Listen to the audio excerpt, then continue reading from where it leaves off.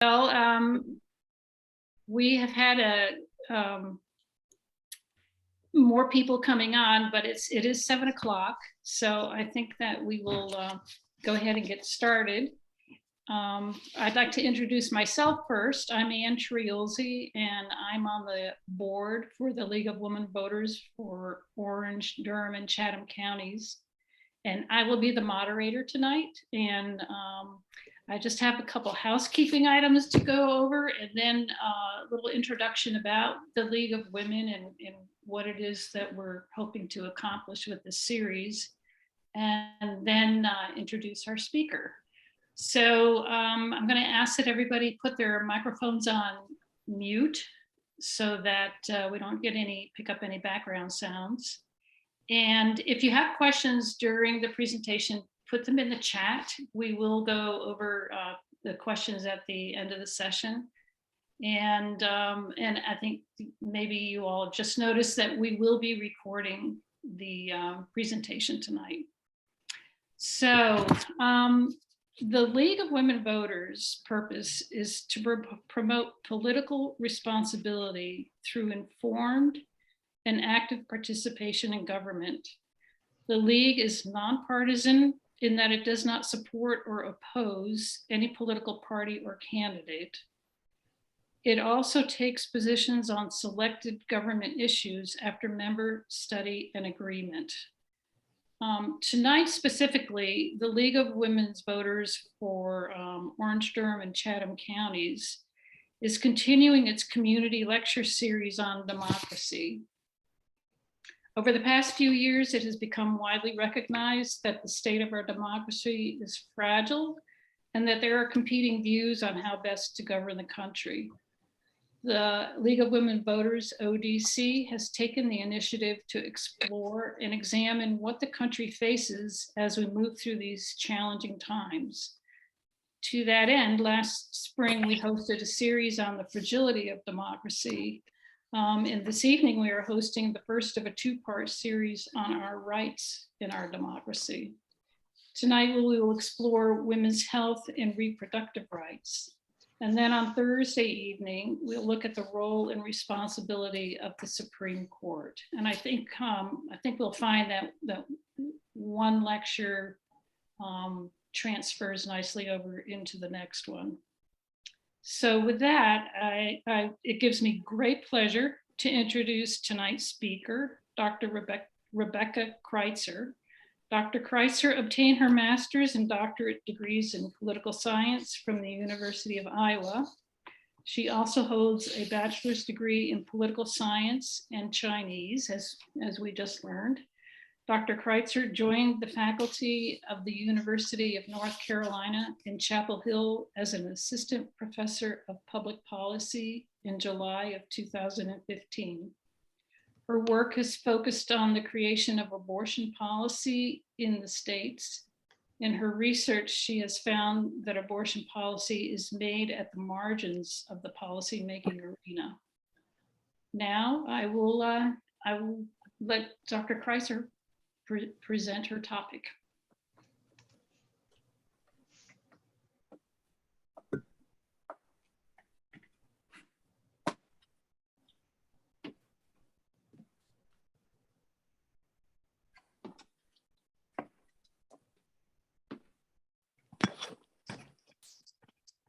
You're on mute.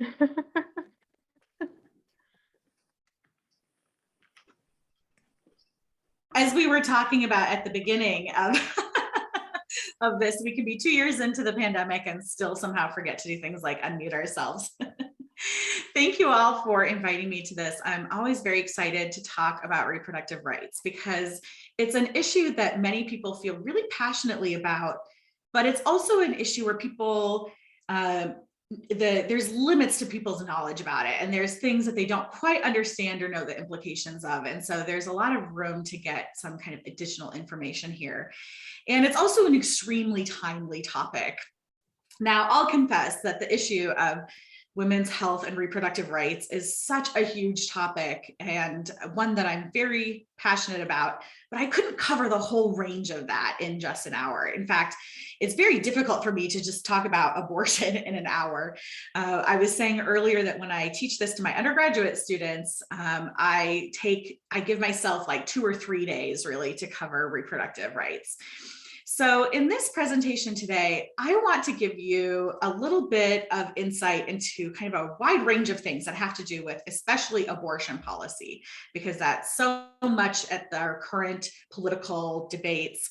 And I'm going to go kind of an inch deep and a mile wide with the idea that I'll mention a lot of things and try to explain them briefly, but I really encourage you to ask me more questions about it, either in the chat or in the Q&A at the end. To start us off, abortion is considered the quintessential American politics issue. In that sense, the late 1980s, it's been the dividing line in American politics. It is the issue that makes people single issue voters, and there is a strong predictive power in people's views about abortion and how they feel about other issues as well. So to start us off, right now, we are in a very critical moment. On the one hand, reproductive rights are very essential for women's overall well-being and health. And there's a lot of academic evidence that we can point to that shows, for example, that control over when you enter into parenthood has long-term implications for relationship stability and satisfaction.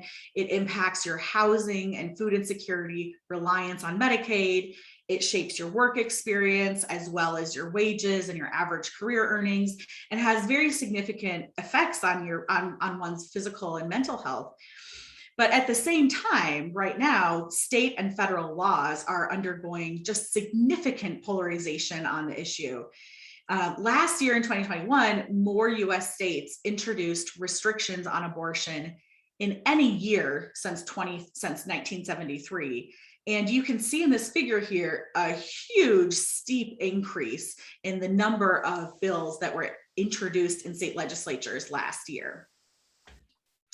Okay, so this is kind of my overview of my talk. I'm going to try to cover a lot of ground, as I said, just to empower you so you can ask me any questions about any of these things. So I'll start off talking about public opinion to wrap our head around the issue. Then I'm going to talk about the origins of the constitutional right to abortion and some Supreme Court cases that you should know.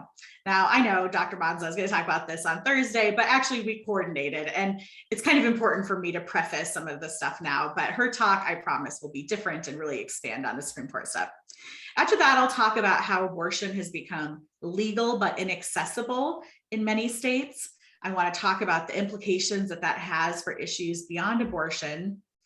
I'll briefly introduce you, if I have time, to the reproductive justice framework, and then I'll close with some kind of final thoughts. So to talk about reproductive rights in the US is a misnomer. We really should be talking about reproductive rights in the US states and by race and income, and increasingly by employer, because our employers shape our health insurance, which shapes if we have coverage from abortion, as well as things like in vitro fertilization if you're experiencing infertility. This figure on the upper corner shows maternal mortality in the US, and it's very high. It ranges from a low in places like Rhode Island, which is about 5.6 per 100,000 women, to much higher states like 28.9 in Mississippi. What you can see from that bar chart at the bottom is that the overall US maternal mortality rate is extremely high relative to our peers. In fact, it's really more akin to the maternal death rate in developing countries. But this is the overall rates for American women. And if we look at Black women, it's just, I don't even have words to express how upsetting this is really to look at. And so the maternal death rate for Black, Latina, and Indigenous women is very high, especially Black women. In places like New York City, you're 12 times more likely to die giving birth if you're Black than if you're white. And so these inequalities are really, they are profound and they're across the whole US. And so in recent years, there's been more attention on maternal health and the importance of talking about this holistically, including a momnibus bill that was introduced in Congress a few years ago that provides more funding for things like maternal health. Okay, so I also want to point to why we should think about this as a state issue. So I want to draw your attention to this quote from Justice Ginsburg in 2015. She was asked by Erin Carmen, a reporter, about how abortion policy is varied across the states. So what Ginsburg starts off by saying is that it's not true that abortion will become inaccessible. In fact, it's always been accessible to women who have the means. So then she starts to make the comparison to divorce policy. It used to be the case that in all US states, divorce was difficult to get. And so she says it used to be the case that people would go to Nevada and you'd have to stay for 6 weeks in order to get a divorce. And so divorce then was available to people who had the means to go to Nevada and then had the means to stay there for 6 weeks in order to get a divorce. That's increasingly the situation with abortion. Abortion will continue to be legal, accessible, available for the people who have the means to travel across the country to get it. Okay, now I want to talk about public opinion.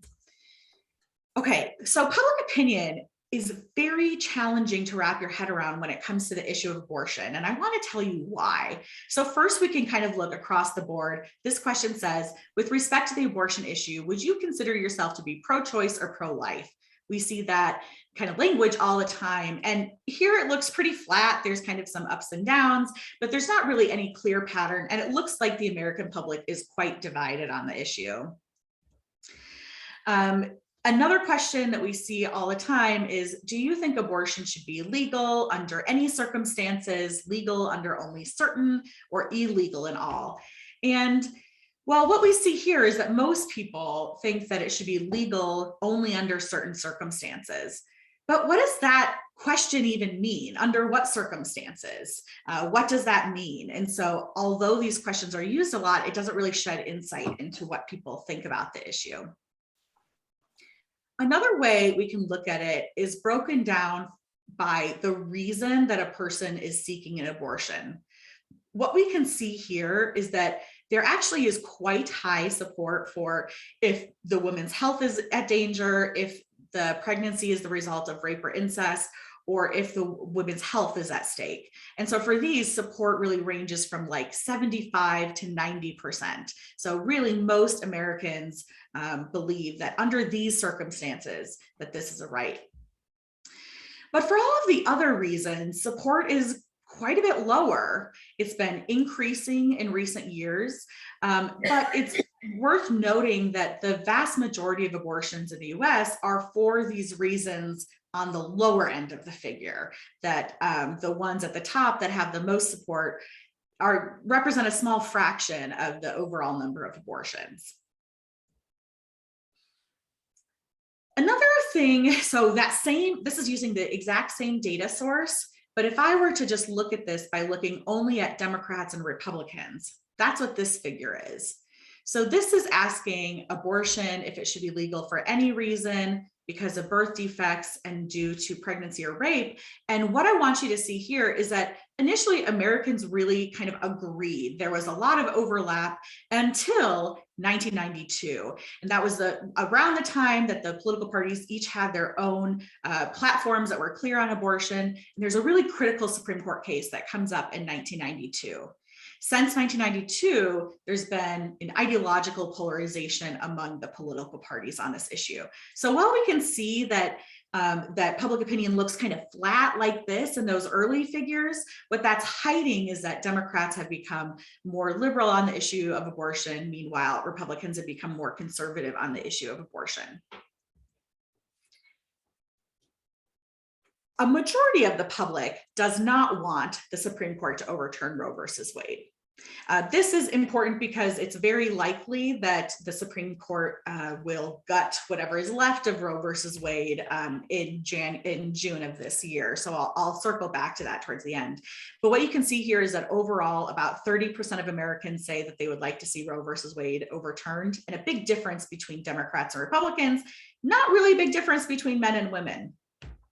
And there tends to be some generational changes. So older women actually tend to be more liberal on abortion, I think because they grew up under a time of abortion scarcity, and so understand the issue from a different perspective. Now, let me just caveat and say, I actually don't think most Americans know what Roe versus Wade said. So the fact that this number say they want to overturn it, I take that with a grain of salt. I take that to mean kind of symbolically, that's what people's support is, not that they actually know what Roe versus Wade says.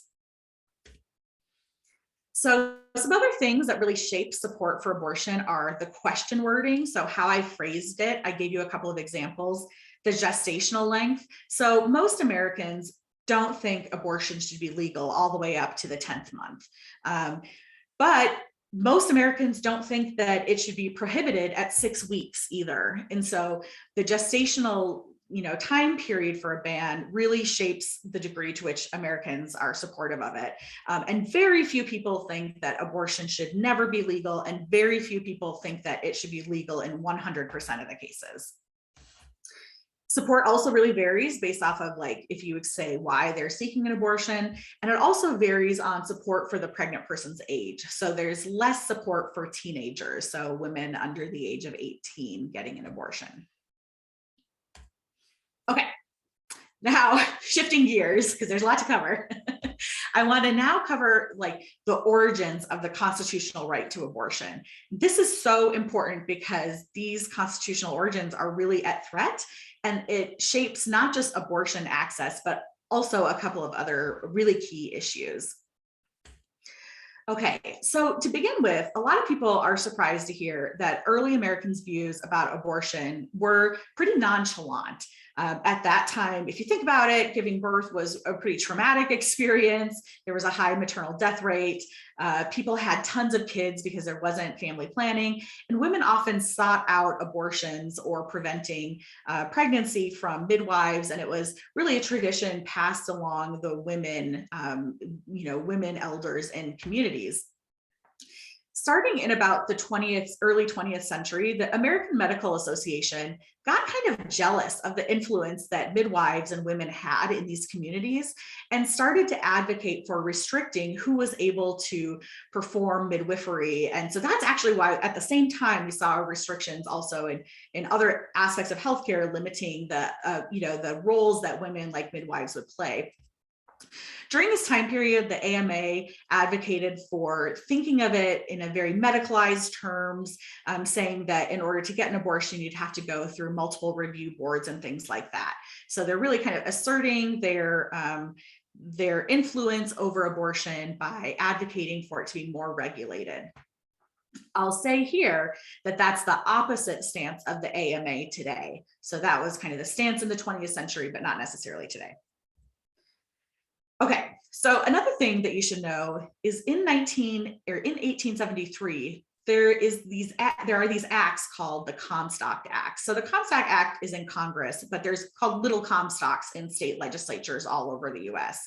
And these criminalized the use of the USPS to send what they called obscenity, contraceptives, abortifacients, sex toys, personal letters with any sexual content or any information regarding the above. So this also criminalized just providing health information, medical information about pregnancy and sex and reproduction. This was illegal with up to 5 years of hard labor for any obscene publication that was used for contraception or abortion. So Comstock faced a number of challenges over the years, and the first really important one comes in the early 1960s. There's this case called Poe versus Almond, and Justice Harlan's dissent is really famous. Most people don't know the case otherwise. So in this, Justice Harlan says that he references the 14th Amendment to the United States Constitution, which says that Congress shall make no law that will deprive people of their life, liberty, or property. And he says that the ability to choose pregnancy is inherently part of liberty. So he says, it's a rational continuum, which broadly speaking includes a freedom from all substantial, arbitrary impositions and purposeless restraints. So he's saying here that these types of laws are really impinging on our important individual liberties. But this case wasn't ripe, so it was dismissed. By ripe, what I mean is that sometimes the Supreme Court will say, this isn't really the time for us to deal with this issue. And so it doesn't go any further than that. We also see that kind of thing just with regular policy being introduced in a legislature. So sometimes they'll introduce a policy and it won't get passed, but people will kind of socialize the idea and become more comfortable with some of the arguments in it. And so it can play a role in later cases or policies. So there was this brave woman, Estelle Griswold, and her co-conspirator, Dr. Buxton, and they decided that they were going to open up a Planned Parenthood center that was going to explicitly challenge the Comstock laws. Now, they knew that they were violating the law. In fact, they wanted to violate the law because they wanted to challenge the law in the Supreme Court.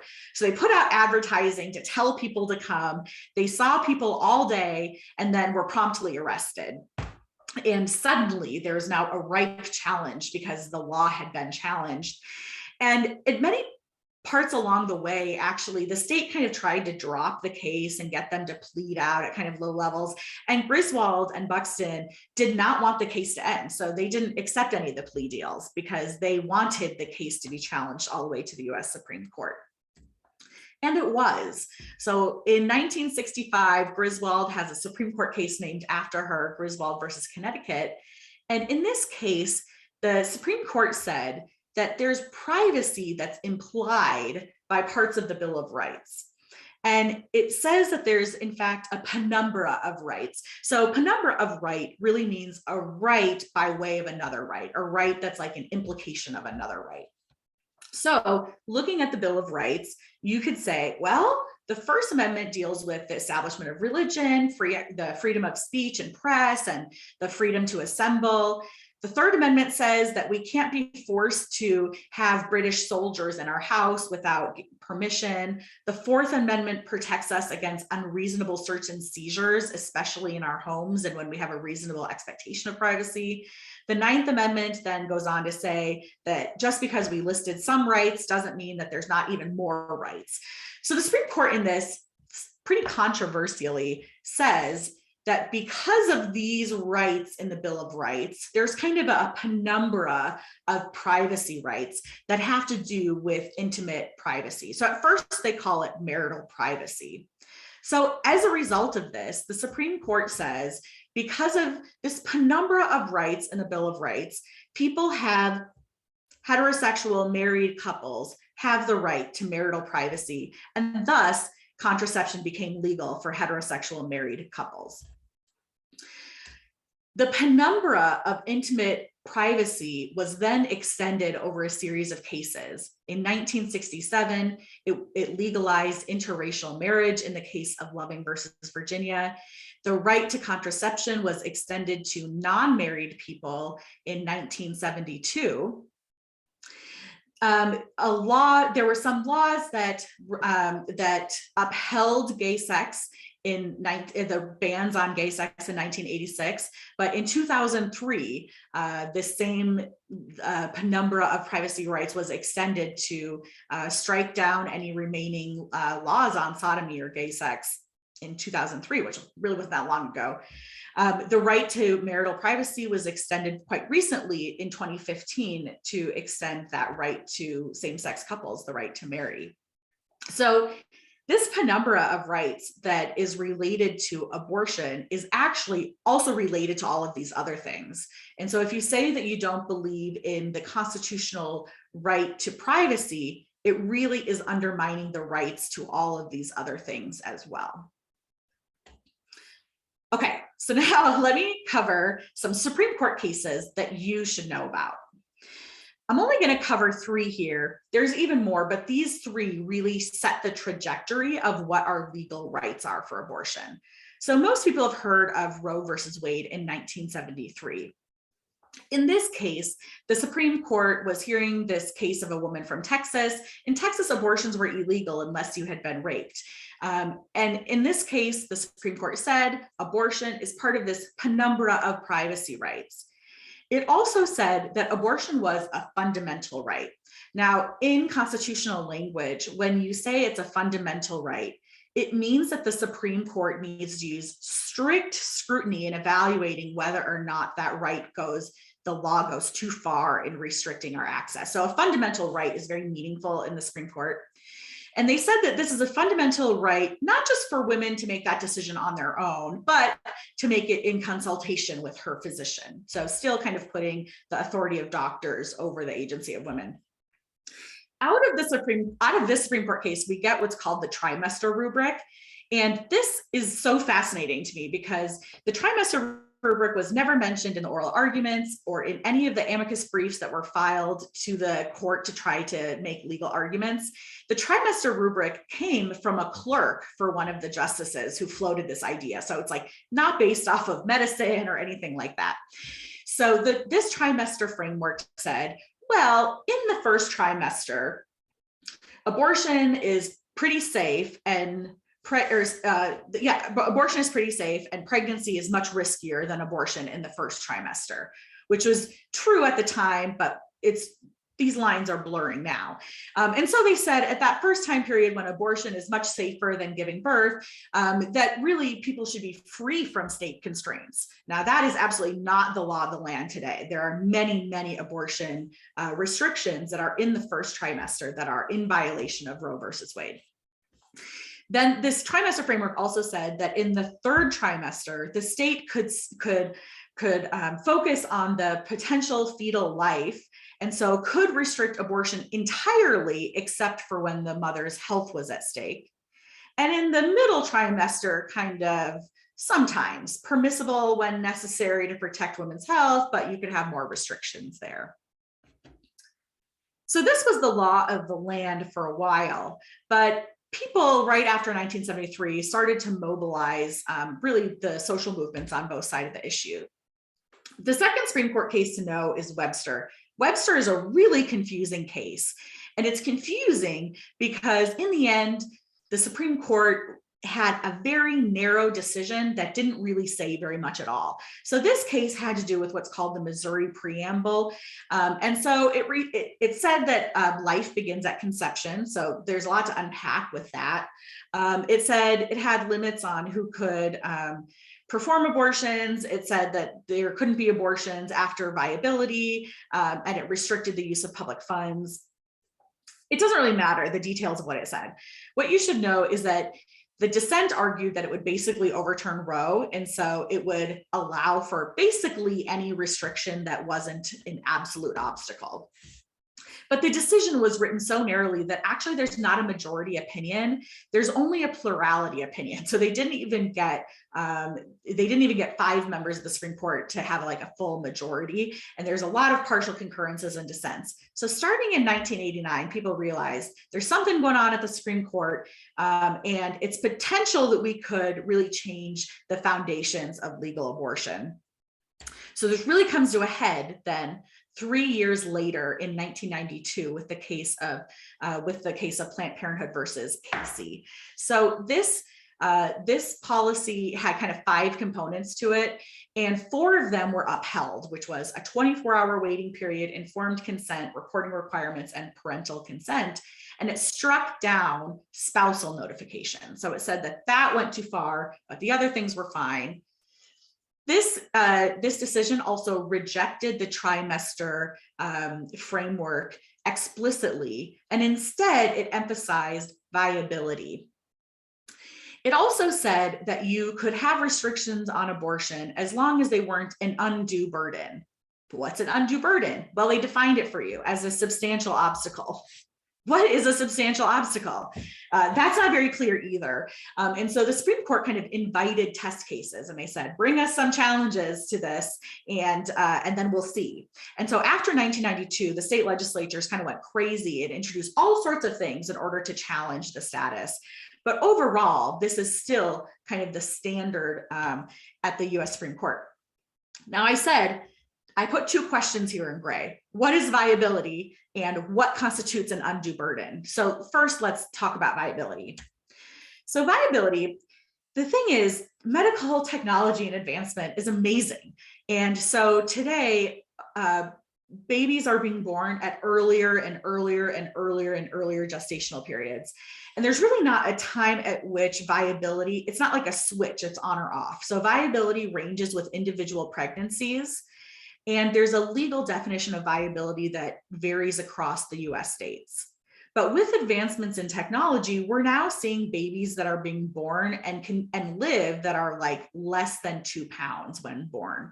Now, it's worth noting that sometimes these babies are born with very significant health impairments that they will experience for the rest of their lives, and at great financial cost to the parents as well, which is relevant given that we have a pretty expensive healthcare system. So this is challenging something that Roe versus Wade was really talking about, which was that in the early, back then it was pretty clear cut. In the early trimester, abortion was safer than pregnancy. And at the end, pregnancy was safer than abortion. But today, abortions can be safe later and later into pregnancy, and babies can be born earlier and earlier into pregnancy. So those are kind of starting to overlap here. And this idea of viability, while people use that word all the time, it's really important to think about, what does viability mean? Is that the earliest possible time that a single baby has lived? Is that the average viability of a fetus, or is it when 25% of the fetuses could be viable at that? There's not an answer, so that's just something for you to think about. So this is another slide that kind of says some of the same things I said before, but there's been these evolving Supreme Court standards. So at first in Roe, they said that you could have restrictions if there was a very compelling state interest. In Webster, they said you could have restrictions as long as they were not absolute obstacles or severe limitations. And in 1992, they changed it to as long as the restrictions aren't an undue burden defined as a substantial obstacle. So some things to think about. What individually or cumulatively constitute a substantial burden? This idea of a cumulative substantial or undue burden or substantial obstacle really came about. Justice Ginsburg was a big advocate of that, but we've seen other justices also start to recognize that these burdens can cumulatively have a big effect. Here's what I mean by that.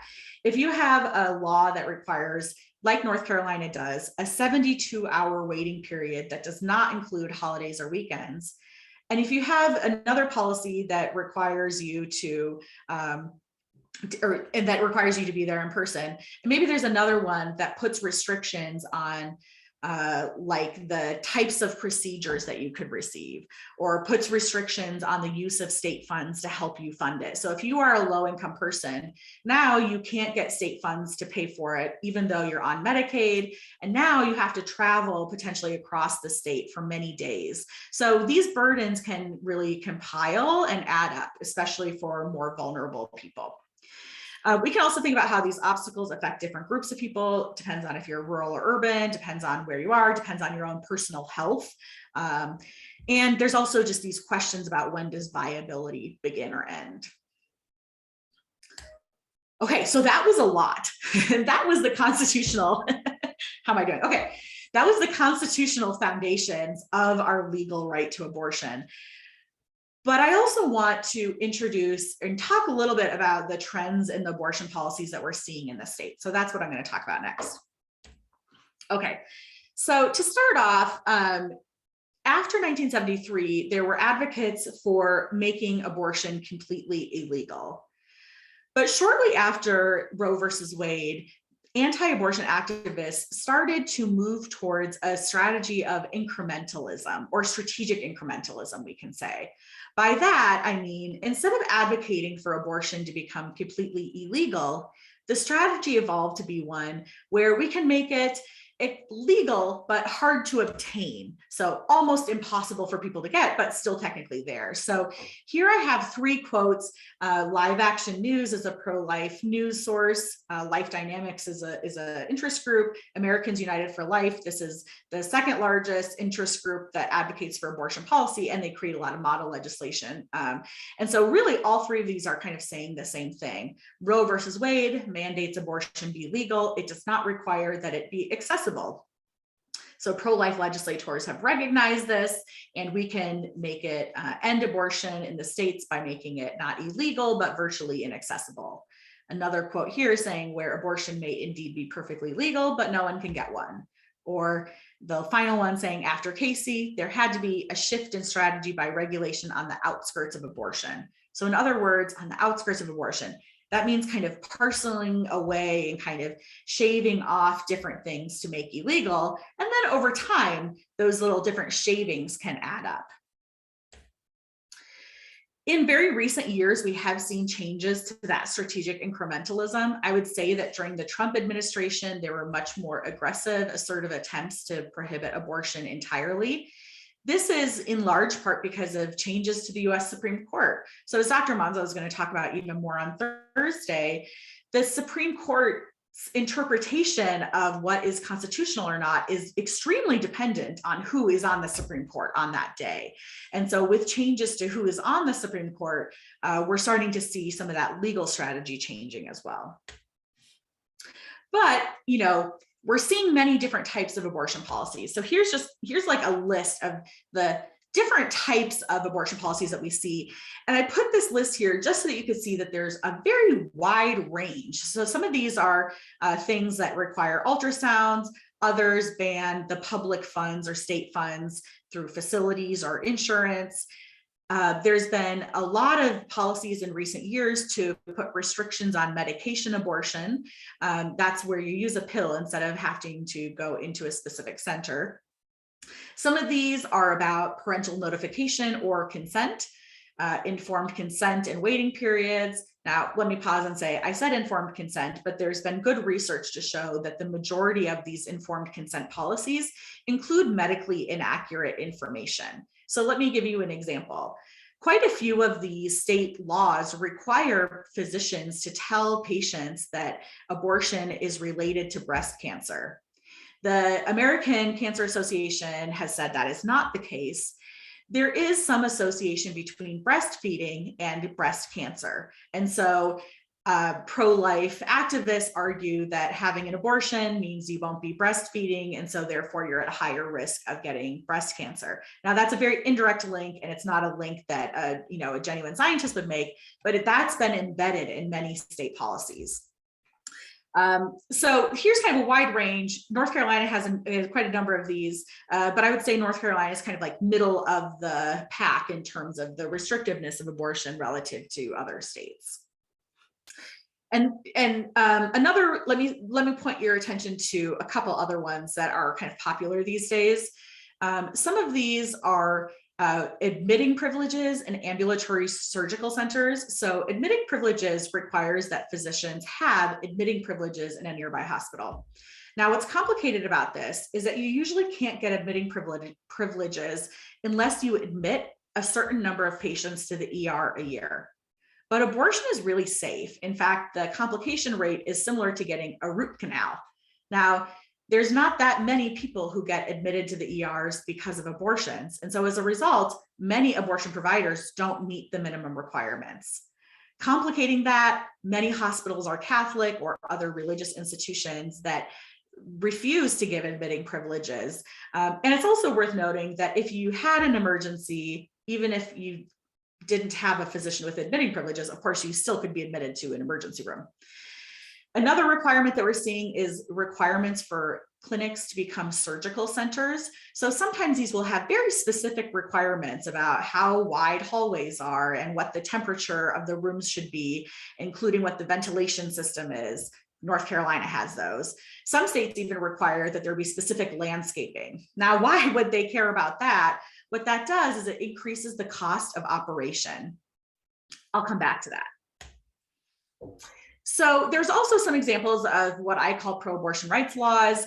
Note that not all of these even deal with abortion. Some of them are more about contraceptive equality and clinic access, so being able to get clinics, guaranteed access to prescriptions. This one is really important because pharmacists have the right to refuse to fill prescriptions.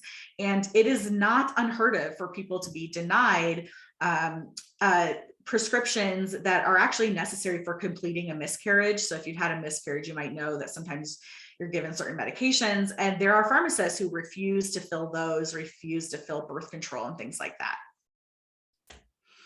Okay, so I said before the ambulatory surgical centers and like these crazy hospital requirements.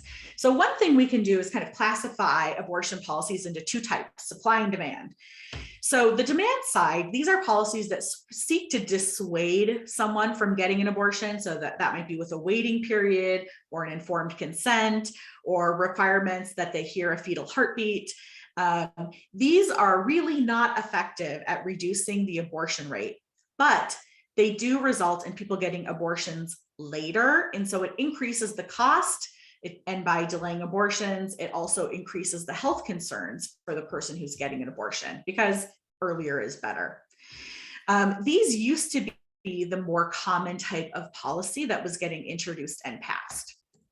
But in recent years, we're seeing more supply side. So what I mean by that is I mean policies that seek to cut off the supply of abortion services by making it too expensive to keep a clinic open, or to make it so that the providers can't get the requisite licensing, admitting privileges, and so can't be open. These are very effective, and these are increasingly common. They're very effective because they result in clinics being closed. If a clinic is closed, it's closed, right? And that's different from just trying to dissuade someone or inconvenience them. Okay, I want to talk briefly about some recent policies. One that there's been in the news a lot has been this Texas SB 8, right? This is the Texas bill that restricts abortion at 6 weeks. So I just want to say a few things about that. So first of all, what does 6 weeks pregnant mean? Well, most people don't know that they are pregnant at 6 weeks unless they are actively trying to have children and so are taking like monthly pregnancy tests, like, you know, dealing with infertility or just trying to get pregnant. And the earliest that you can detect a pregnancy is 4.5 weeks. And that 4.5 weeks is if you know exactly when there was a conception, like with IVF, then 4.5 weeks from your IVF implantation date, then you can do a pregnancy test. So that 6 weeks is like very close to the earliest time period that people really even know that they're pregnant. And that's important to convey. Okay, so this Texas bill that everybody's talking about, this prohibits abortions when cardiac activity is detected, which is usually around 6 weeks, unless there's a medical emergency. So it requires a lot of documentation for medical emergencies, and it also has no exceptions for rape or incest. Now, recall that I said earlier that actually support for abortions when it's the case of rape or incest is very high. So this aspect is not very popular at all. An unusual thing about the Texas law is that it said that the enforcement should be exclusively through private civil actions instead of through the state.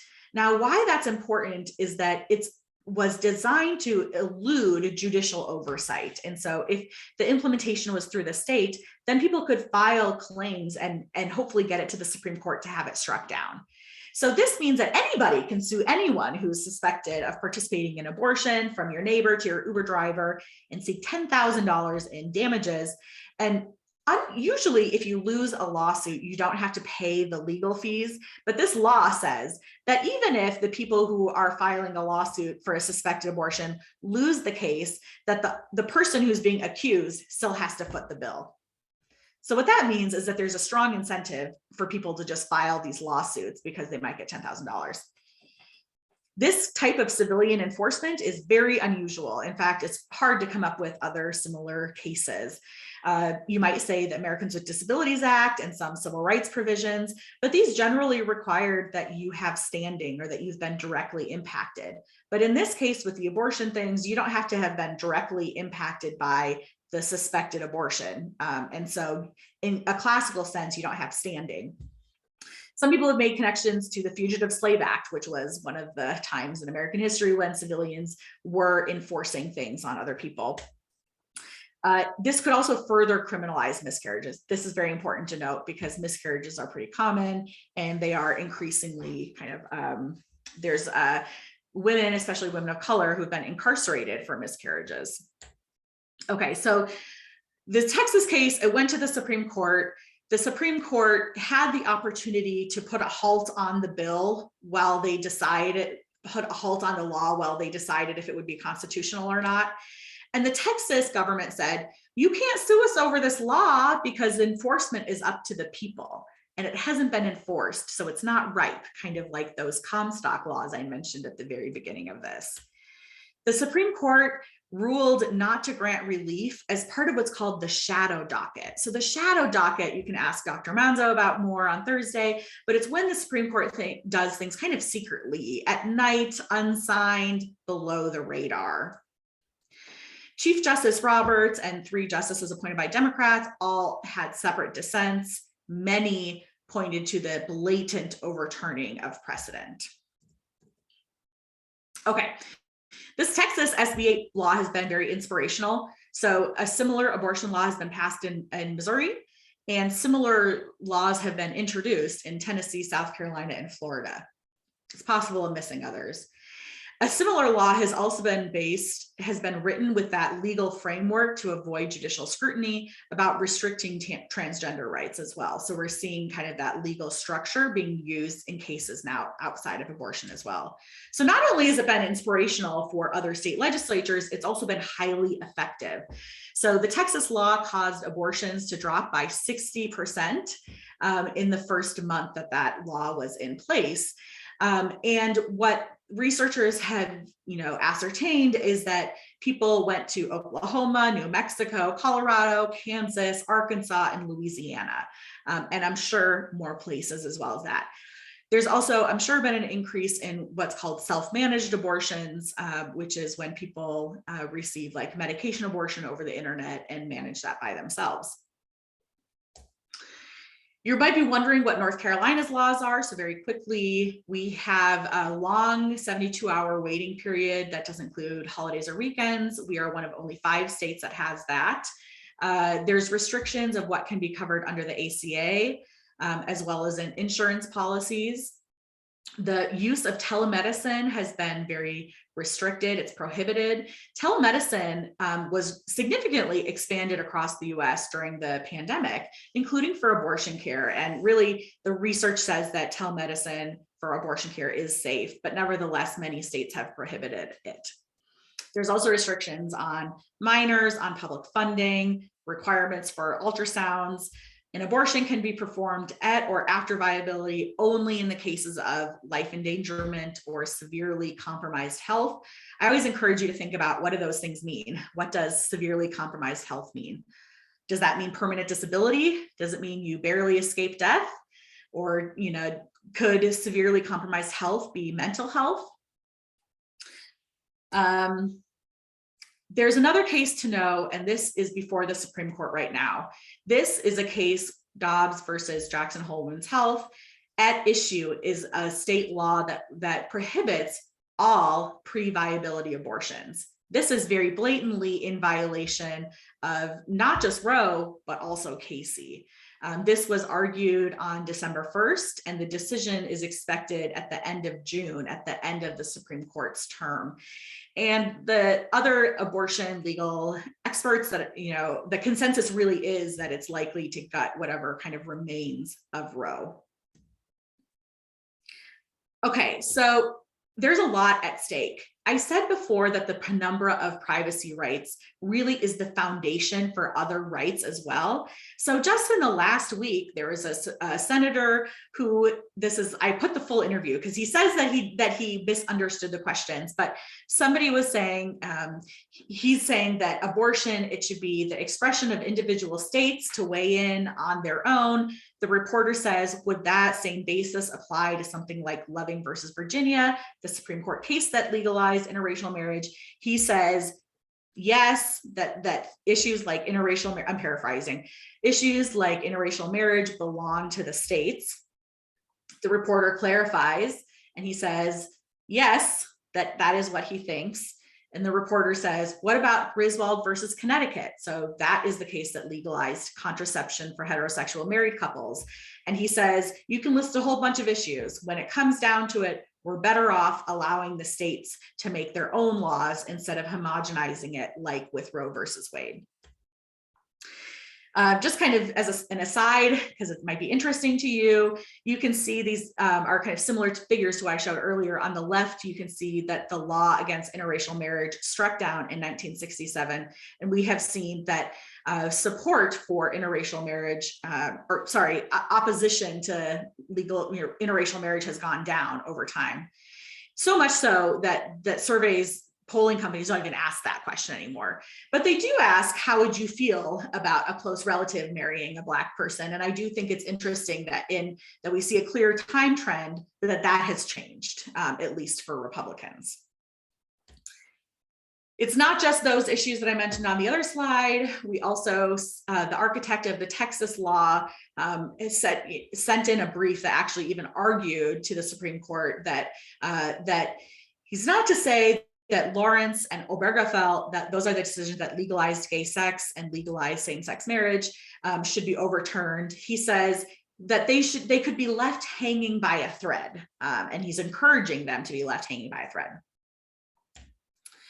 Again, just for your own interests, you can see that support for same-sex marriage has increased very steadily.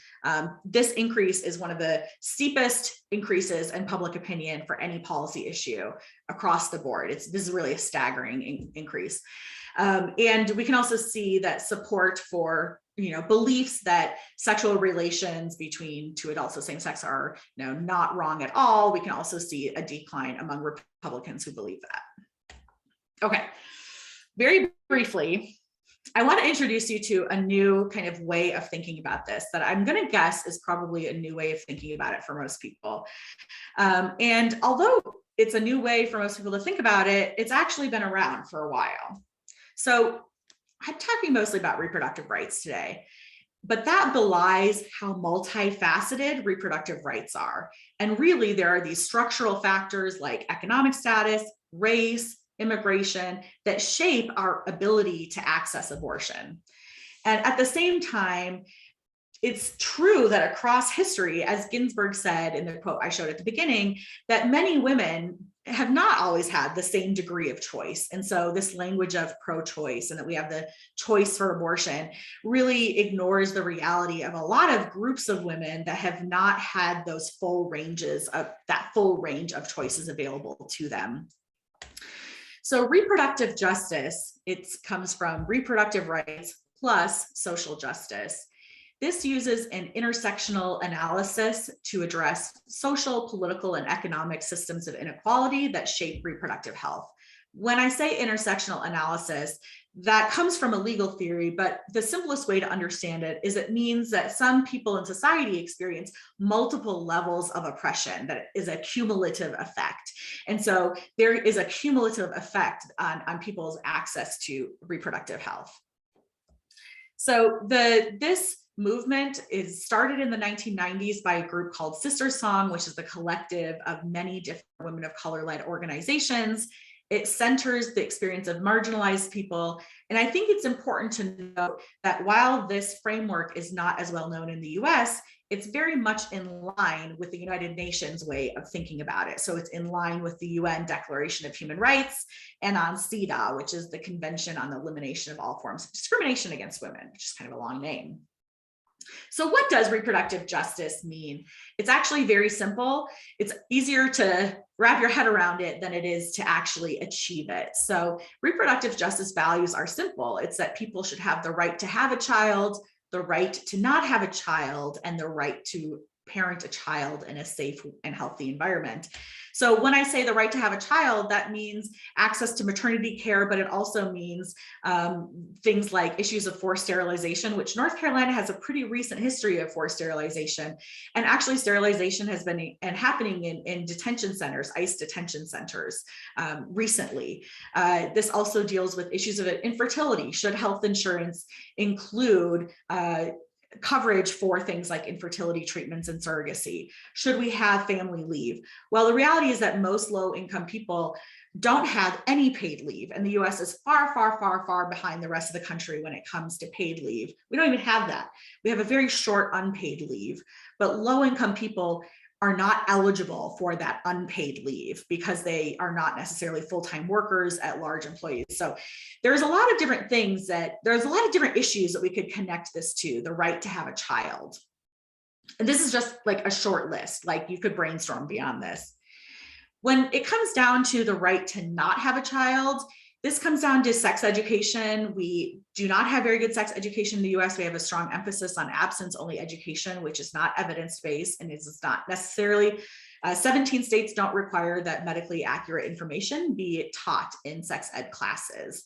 We've seen an erosion of access to affordable family planning. So I do some research on what are called contraception deserts. These are growing and unequal across the US. And then we're seeing all of these restrictions on, that we've been talking about today about abortion. Now, the third part, the right to raise a child in a safe and healthy environment, this is the one that people don't always make this like next connection to. But if you don't have a right, if you don't have access to a safe and healthy environment to raise a child in, do you really have, full agency over your right to have a child? And so this is a short list of some of the things that we could connect to reproductive justice, but we could say it's related to community safety issues like police brutality, domestic violence, community violence. We have a gun violence problem here in Durham. It's related to systemic racism and sexism, which just impacts a myriad of other things. We've seen issues of separations of families, both with things like immigration detention centers, but also things like cash bail. If you are a low-income person who commits a crime and you're given cash bail, you can't be with your family. But if you're a wealthy person who commits a crime and you pay your bail, you can be with your family. And these, of course, have implications. There's a lot of research that indicates that the really negative consequences for children of having an incarcerated parent. That's kind of an aside. We can also connect this to environmental justice, environmental racism issues. Relatedly, that women of color are more likely to work in certain contexts that have high exposure to toxic chemicals that contribute to infertility. And those same women are less likely to have access to insurance coverage for infertility treatments. We can also tie this to income inequality, which is rising in the US. We have minimum wage that people are advocating for a living wage of $15 an hour, but when you do the math, it really should be about $24 an hour. And it's like a third of that right now in the US or in North Carolina. And we have huge housing shortages as well. So I mentioned these things just to help you think kind of collectively about like how all of these issues really shape people's ability to have the family structures that they would want to have. Okay. I'm almost done. Some final thoughts that I'm eager to address as many questions as I can. Okay, so three kind of things that I'll leave you with to think about. One thing is what are fetal rights and at what point does legal fetal life begin? So sometimes you'll hear things like life begins at conception.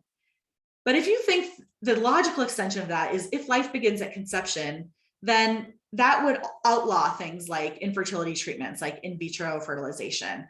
It also means that you have to start weighing the rights of the fetus against the rights of a woman or the pregnant person. So what if the pregnant person's, health is at stake, or maybe they're not doing very well? You could say, but if the fetal rights are equal to the rights of the woman, then the woman shouldn't have any decision making, over abortion. And so the kind of extension of that is that as fetal rights become, deeply embedded, especially at an early time period, it really undermines women's independent agency and rights, because of the recognition of fetal rights. Okay, the second thing I want to say is that we spend a lot of time talking about exceptions to abortion. and conditional support for abortion. And I showed you earlier that support for abortion is far higher when abortion is sought because of the life or health of the mother, severe fetal defect, or rape or incest. As an aside, people also really disconnect abortion from health contexts where abortion is the standard of practice. So here's two examples. Miscarriage management very often includes abortion to ensure that the miscarriage is complete. Otherwise, it could cause sepsis.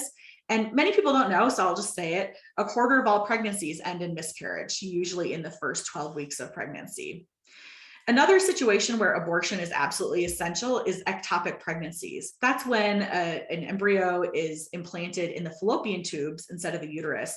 If there is not an abortion, then the fallopian tubes can burst and then cause massive hemorrhaging. And so in these cases, abortion is healthcare.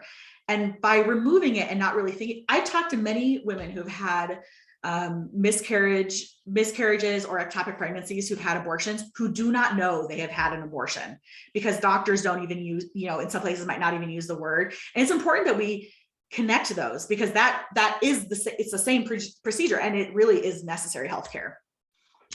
And the overall, like these two things combined, when we focus on these exceptions, so abortion is fine in these cases, it delegitimizes support for abortion in all of the other contexts.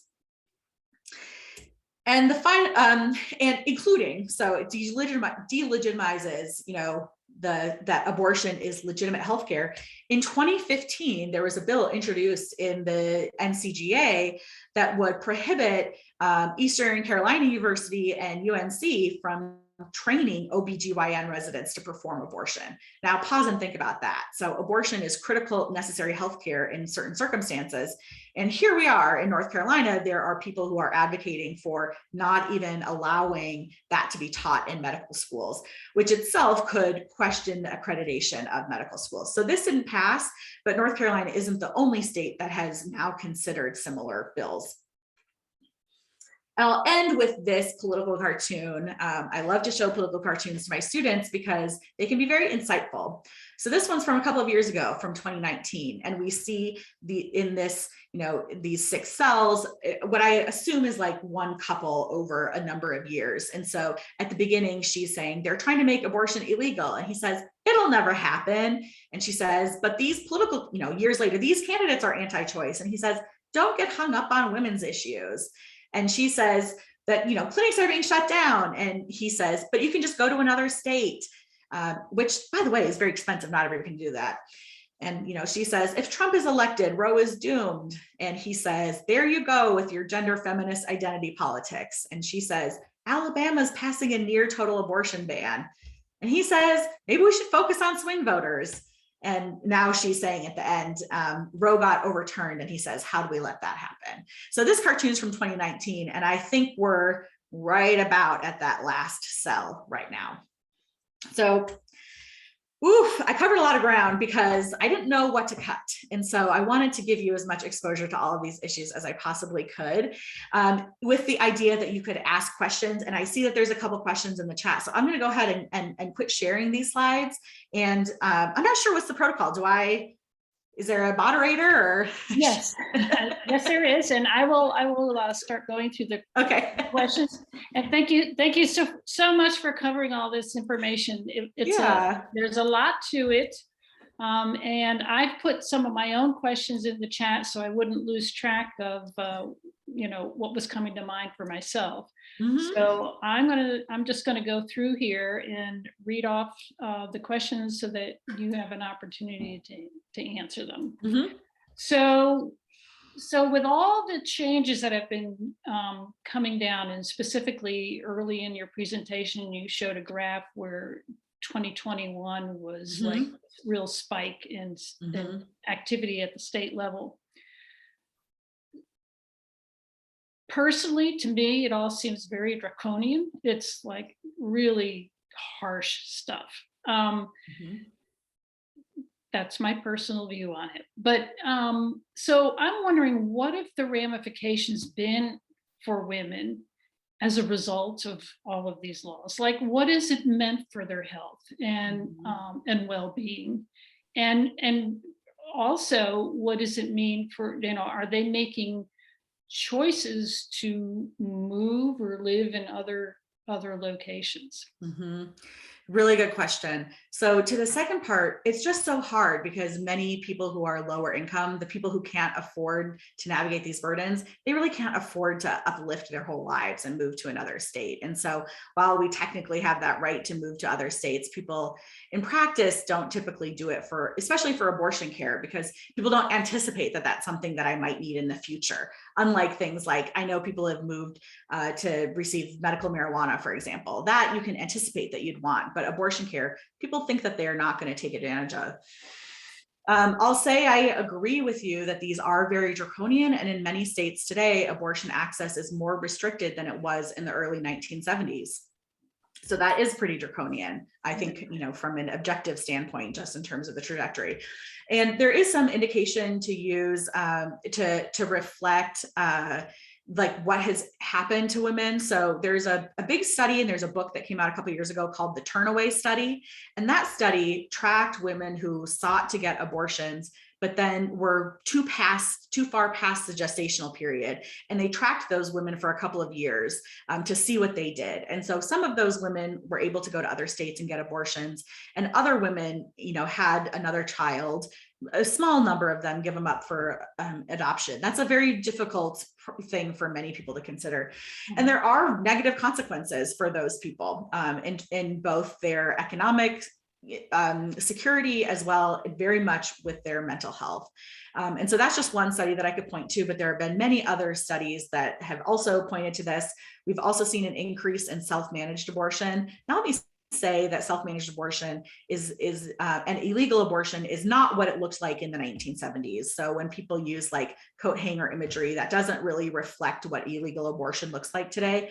Today, it tends to be illegal abortion pills. And so we're seeing increasingly a black market for that. And black markets are less safe compared to a well-regulated legal market. And so I think there's kind of a variety of indicators that we can point to that are troubling. Okay. And so when I look at this and I hear what's going on in the States, again, from my perspective, it seems like the politicians are driving this rather than responding to maybe a trend that they're seeing. They're driving this activity, and why? for I mean, yeah. And it's typically men who are driving this. And I have an update for you. So that last point is generally true, that most of these abortion bills have been led by Republican men, especially. But in just the last few years, some of my own research shows that Republican women are also taking leadership now in restricting abortion access, especially when framed in terms of protecting women's health. But to your earlier question, kind of about like, why is this happening? So in political science, there's like this very famous phrase from this political scientist, David Mayhew, and he said that policymakers are single-minded seekers of re-election. In other words, they just really care about getting reelected. And actually 60% of the time in Congress is spent raising money for re-election, which is just 60% of the time. And so thinking about that, it's like, the mass public is not demanding more restrictive abortion policy today, but among Republican policymakers who are active on this, the people that are electing them are more mobilized on this issue, and they do care about it. And so those people tend to be big campaign donors, donate to political campaigns. They also are very reliable at turning out to elections. And so while we're not seeing that demand for conservative abortion policy among the mass public, we are seeing it among, the conservative constituencies that are electing the people passing these laws. Okay. And then another question I had was, are they attempting to target certain women with these laws, or is it just a blanket? This is what we want across the board, regardless of your circumstances, who you are, your situation? I think the way people would answer to that probably would vary. People would have different answers to that. So I'll say, I think there are certain groups that are more targeted. So for example, women who are on Medicaid because they're low income can't use Medicaid dollars. And so we see that there are definitely restrictions on low income women being able to get abortion. We also see that minor women are not able to get abortion in many places. Oftentimes judges will say things like, so there's always a judicial bypass process, but judges have the authority and ability to deny that. And so there are cases where judges say, I don't think you're mature enough to get an abortion, though mature enough to have a child, I think is, maybe also relevant. But, and we also see that there is unequal policing or implementation of policies. So even when something is restricted, people of color tend to be incarcerated or criminalized for that more. And so one area where we've seen that is in recent years with this idea of kind of fetal personhood, there are these fetal homicide laws. And we're seeing fetal homicide laws have not changed recently, but there's been an increase in the incarceration and criminal prosecution of people who have miscarriages. And they say, well, you caused your miscarriage because of your drug use or because of this or that. And we're definitely seeing patterns among who's being criminalized for miscarriage is absolutely more prevalent among women of color. And so, yeah, that's kind of my indirect answer to that. I don't think there's necessarily an explicit, we're targeting these specific groups, but I think that we can see from these different patterns that certain groups are definitely being targeted. Okay. Here's a multi-part question for you. This person says, can't recall, in North Carolina, we used to have a fund to help low-income women get an abortion. Any idea what has happened to this? I'm not sure exactly the history of that one, but I'm going to put a link into the chat here. And this is for the National Abortion Funds Network.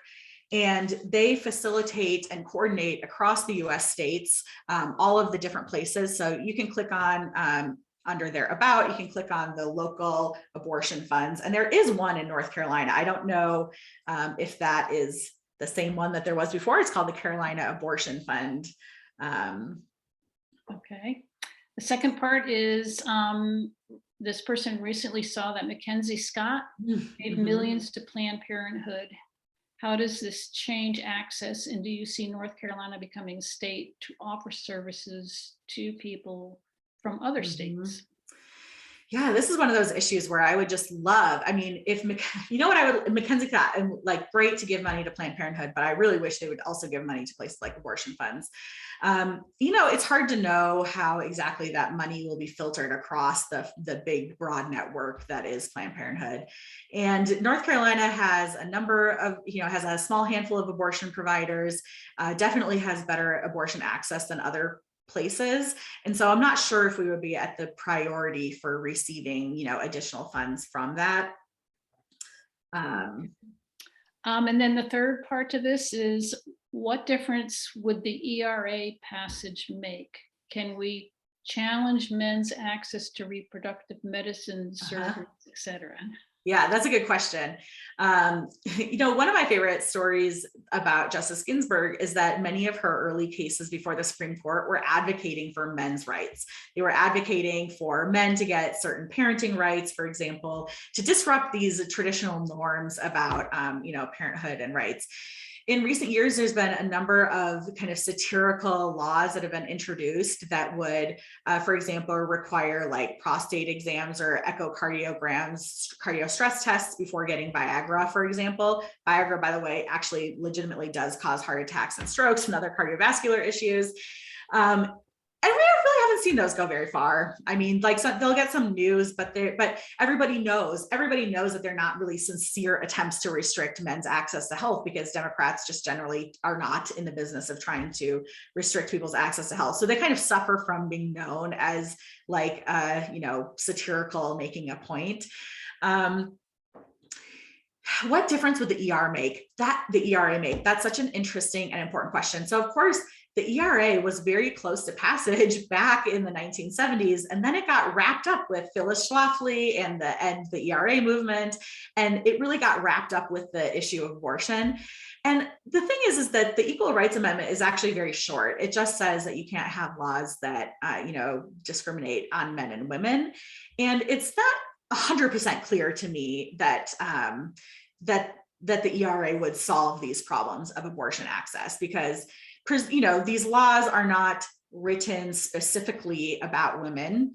And so, for example, like putting a gestational limit on abortion, that is not a law that's unequally applied to men and women, other than the fact that women just tend to be the ones that have uteruses and get pregnant. So I think that remains to be seen exactly what the implications of the ERA would be.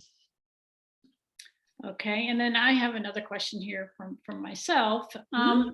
Are recent laws also more restrictive with regards to contraception? And the reason I ask that is because you have individuals who are right to life and and want to see babies born, and and people have life, and so contraception prevents that from happening. So are there more restrictive laws around contraception? Yes. Yes. Okay. So to start off, my quick answer to that is that contraception used to be very bipartisan. So in 1970, President Nixon signed the Title X Act. He had the whole task force on Women's Equity Commission. He actually did quite a lot for women's health. And it was really only in the 2000s that people started to conflate abortion and contraception. So before the 2000s, conservatives were supportive of contraception. I think that change happened at the same time that emergency contraception became legal, and also the emergence of medication abortion drugs. So those two are different things, emergency contraception and medication abortion, but they get conflated. So kind of two examples that I can point to that speak to restriction, the limits on available contraception. So I'm an expert in Title X policy, which is the only federal policy that is designed around family planning. And we see that funds for that have been on the decline for years. And in recent years, there have been explicit attacks on Planned Parenthood, which actually provided for about like 30% of all Title X clients across the whole US. That statistic might be slightly off. I can't remember it off the top of my head, but we've seen those laws being targeted very explicitly because now many conservatives and state legislatures are putting restrictions on people's access to contraception. Now, notably, they're not trying to make contraception illegal. They're just trying to make it harder to get or to restrict insurance coverage for it. I'm a public policy professor, and one of my favorite policy experiments that I like to discuss with my students is this case about IUDs in Colorado a number of years ago. So there's this interest group that had all this money to provide IUDs for low-income women with an emphasis on teenagers to prevent pregnancy. So an IUD can last about 5 years. And so they had the funds to implement this. In just a couple of years, they saw huge declines in unintended pregnancy rates, in teen pregnancy rates, declines in enrollments in Medicaid. And so it saved like a ton of Medicaid dollars. And overall, just like high markers of success in every way. When the pilot program ended, they asked the Colorado state legislature for the funding in order to continue it. And they asked for something that really was a small amount, like $2 million or something like that. And Colorado legislators conflated IUDs with abortions, because what IUDs do is they prevent the implantation of an embryo. Now, if you believe that full personhood begins at conception, that's before it's been implanted into the uterus. And so people who believe in, full personhood at the moment of conception would be opposed to things like long-acting reversible contraception methods like IUDs. And so, it would not surprise me if those types of contraception are increasingly restricted. Okay. Let's see. Here's one. Anti-abortion groups have been very successful incremental gutting of peripheral policies around abortion over many years. Where were the pro groups? They were fighting really hard. They were in defense mode. And so while it looks like there hasn't been progress and they haven't, been successful, they were in defense mode. And so a lot of the emphasis of the pro-abortion rights movement and women policymakers has been on stopping abortion policies, stopping restrictive abortion policies. And there's a strong relationship between elected women, especially elected Democrats, and protecting abortion rights. And we do know that there have been, pro-abortion rights groups across the country, but they're in defense mode.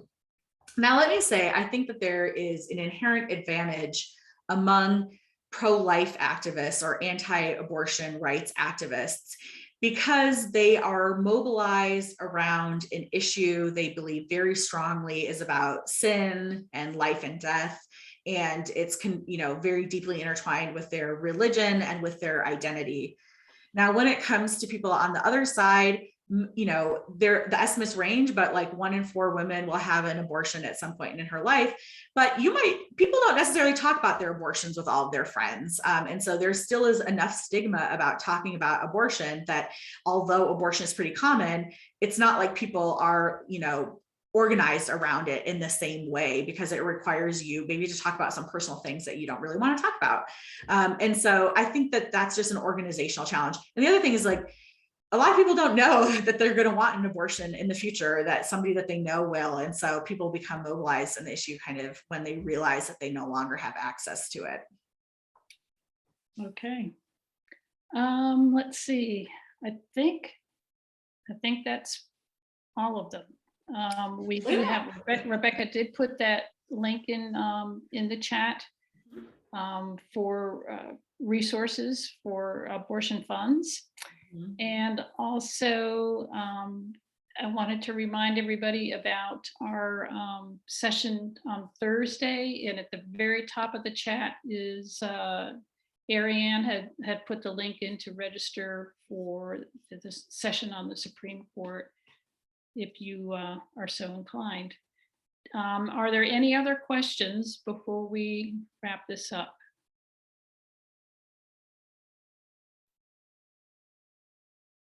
Okay, well, thank you very much. There was a lot of information here. Mm-hmm. I found out a lot more, and really some key takeaways for me is that while it's legal, it's becoming less and less accessible. Mm-hmm. And we all know that that's by design, and that, as with many other things in life, means equals access. So, well, thank you very much, Rebecca. I really appreciate it, and we look forward to Thursday evening at 7 o'clock, mm-hmm. and we'll have our presentation on the Supreme Court. Great. Thank you for all being here and caring about this to sit through this presentation. So please feel free to reach out if you have any additional questions. And again, thank you for inviting me here.